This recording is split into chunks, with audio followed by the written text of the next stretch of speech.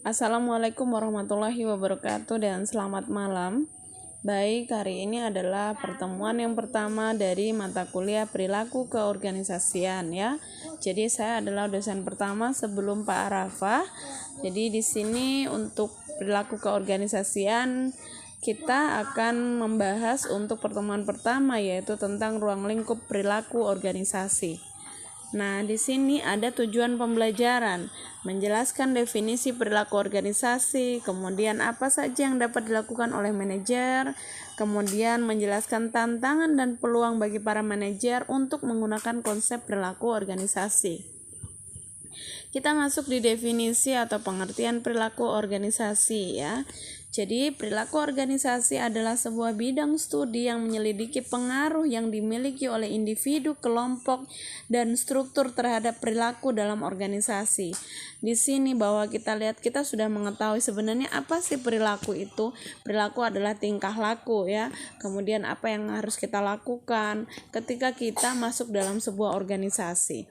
Ya, itu kalau perilaku dalam organisasi itu adalah di mana kita dari diri kita sendiri, dari individu kita sendiri, kemudian naik ke kelompok, kemudian naik di dalam organisasi. Nah, di dalam sini ini terdapat di mana kalau kita perilaku organisasi itu bagaimana perilaku seseorang bisa menyesuaikan diri terhadap organisasi tersebut. Jadi penyesuaian diri itu dimulai dari individu kita sendiri. Bagaimana kita bisa menyesuaikan kita dari pekerjaan kita, bagaimana kita dapat bekerja dengan baik, bagaimana kita bisa memberikan kinerja yang terbaik kepada organisasi itu sendiri. Kemudian dari individu itu kita sudah sadar, kemudian naiklah level kita ke kelompok. Nah, bagaimana kita bisa di kelompok tersebut? Jadi kalau dalam organisasi itu kita sudah memiliki teamwork ya, atau kelompok kerja. Kelompok kerja itu biasanya terdiri dari 5 orang atau 6 orang lebih yang dimana saling bekerja sama. Nah, bagaimana perilaku kita ketika masuk dalam kelompok tersebut? Nah, inilah adalah organisasi akan mengkaji tentang atau menyelidiki tentang perilaku kita dalam sebuah organisasi tersebut. Nah, kemudian setelah kita masuk dalam kelompok teamwork tersebut atau teamwork, kita masuk di seluruh atau kita masuk dalam organisasi tersebut.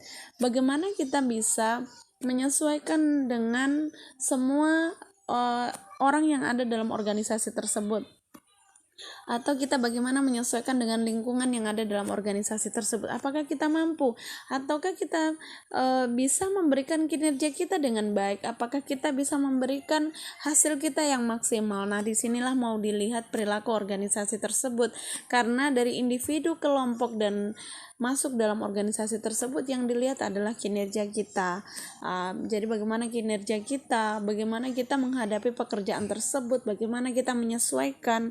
Nah, disinilah perilaku organisasi nantinya akan diselidiki dan juga akan diamati oleh orang-orang yang ada dalam sebuah organisasi tersebut. Kemudian di sini ada model perilaku keorganisasian ya. Ada individual level, ada group level, ada organization level, system level. Di mana kita dimulai dari individu dulu, kemudian kelompok, masuklah dalam organisasi secara luas. Kemudian untuk pekerjaan manajer seperti yang dalam tujuan pembelajaran tadi, yang dimana apa saja yang dapat dilakukan oleh seorang manajer. Nah, disinilah tugas daripada seorang manajer, di mana pendekatan peran manajerial ini menurut Mintzberg ini adalah yang pertama adalah interpersonal, yang kedua adalah informasional, yang ketiga adalah decisional. Interpersonal di sini adalah bagaimana seorang manajer ini bisa menjadi tokoh utama dalam lingkup organisasi tersebut. Bagaimana dia bisa menghandle karyawannya, bagaimana dia bisa menghandle pekerjaan-pekerjaan. Jadi bagaimana dia menghandle organisasi tersebut supaya bisa berjalan dengan baik. Kemudian kepemimpinan, bagaimana seorang manajer itu mampu menjadi seorang pemimpin. Haruslah menjadi seorang pemimpin itu mampu mengayomi karyawan-karyawannya ya dengan baik. Kemudian sebagai penghubung. Nah, penghubung ketika ada perselisihan, ketika ada masalah antar personal, disinilah letak di mana pekerjaan seorang manajer adalah memberikan atau menjadi seorang penghubung.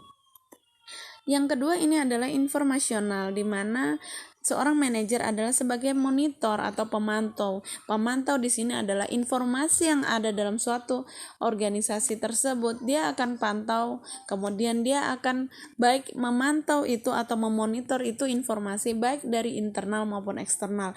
Internal adalah dari karyawan itu sendiri dalam organisasi, eksternalnya adalah misalnya dari pelanggan, dari pemasok, dari kolega yang diajak kerjasama. Informasi itu harus jelas dan dia adalah sebagai monitornya. Kemudian adalah sebagai penyebar. Nah, penyebar ini biasanya adalah dia bisa memberikan informasi atau menjadi seorang komunikator atau informan yang dapat dinikmati oleh karyawan-karyawannya. Kemudian adalah juru bicara. Jadi biasanya dalam rapat itu seorang manajer itu juga bisa menjadi juru bicara atau orang yang kita andalkan untuk dia berbicara dalam artian bisa memberikan keputusan, memberikan arahan, memberikan wejangan dan lain sebagainya, yang dimana itulah tugas daripada manajer itu sendiri. Kemudian yang ketiga ini adalah desisional, di mana ini adalah dia juga mampu menjadi seorang kewirausahaan. Kewirausahaan itu bagaimana menciptakan peluang-peluang yang ada, bagaimana menciptakan pekerjaan, bagaimana menciptakan usaha ini supaya bangkit kembali, lebih luas lagi, lebih baik lagi, kemudian menyelesaikan masalah, mengalokasi sumber daya, dan negosiator. Negosiator itu adalah orang yang bisa bernegosiasi ya. Nah, ataupun yang dimana dia bisa bernegosiasi dengan misalnya dengan orang yang kita ajak kerjasama ya, ataupun kolega. Kemudian kita masuk di tantangan dan peluang perilaku organisasi. Yang pertama dalam tantangan dan peluang ini adalah merespon globalisasi. Jadi kalau kita lihat globalisasi itu berarti secara keseluruhan ya, peningkatan penugasan ke luar negeri. Misalnya usaha kita ini sudah berjalan, organisasinya kita sudah luas. Nah, ini bisa kita tingkatkan lagi untuk penugasan ke luar negeri. Artinya bahwa kita bisa mengetahui bagaimana yang ada di luar negeri itu, bagaimana sistem globalnya, apakah kita sudah ketinggalan. Jadi setidaknya kita bisa mengambil ilmu dari sana.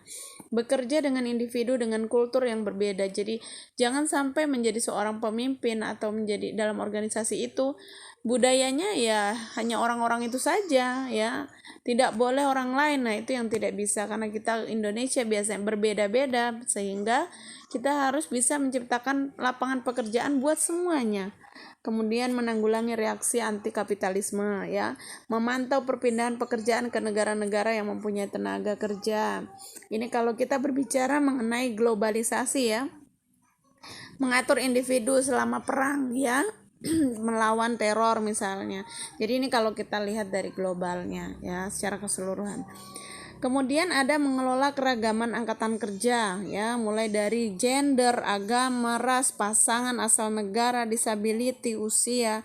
Ini adalah keragaman angkatan kerja yang dimana kita diciptakan berbeda-beda, mulai dari gender antara laki-laki dan perempuan, agama yang berbeda-beda. Nah, inilah yang dinamakan adalah demografi, atau memang begitu banyaknya perbedaan ya, apalagi di Indonesia ini begitu banyak ras, suku ya. Usia juga seperti itu. Jadi tantangan daripada usia itu biasanya yang lebih tua itu lebih banyak pengalaman, tetapi mungkin dari segi fisik pekerjaan sudah agak melemah dibandingkan yang usia muda. Usia muda seperti itu, pengalamannya masih sedikit tetapi untuk bekerja dari fisik itu lebih besar. Itulah tantangan-tantangan yang yang ada dalam perilaku organisasi ya. Kemudian meningkatkan kualitas dan produktivitas ya, dan kemudian merespon kurangnya tenaga kerja. Jadi memang kalau kita berbicara mengenai perilaku organisasi ini luas cakupannya ya, karena bukan hanya satu orang dua orang yang kita menilai, apalagi kalau organisasinya memiliki unit-unit yang besar, pastinya itu sudah memiliki perilaku organisasi yang memang luar biasa ya, yang harus kita nilai dari satu-satu orang tersebut. Kemudian kurangnya karyawan terampil itu juga kita harus merespon.